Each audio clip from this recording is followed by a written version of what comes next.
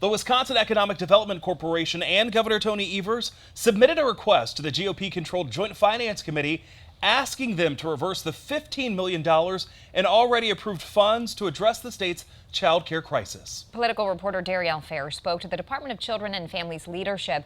She has the latest on how the department's director says the loss of these funds could have devastating impacts.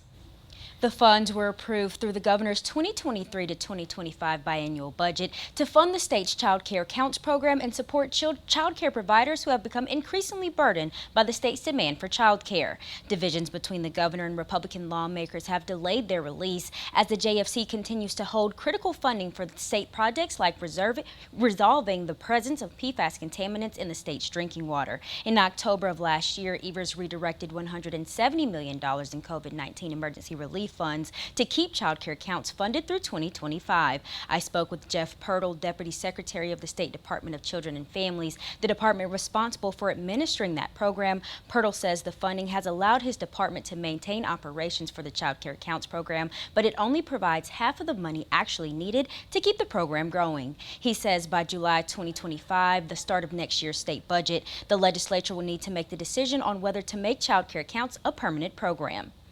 The slimmed down version of the program, it's half as much money as we had been sustaining up to this point. So those providers saw a real financial impact as it sort of stepped down.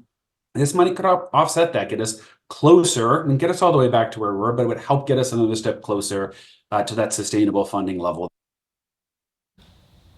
Multiple reports have concluded that without these funds or funds sourced through outside investments, a significant number of child care programs will likely be forced to shut down due to reduced retention among child care workers from unfair compensation and the financial strain placed on families and their income.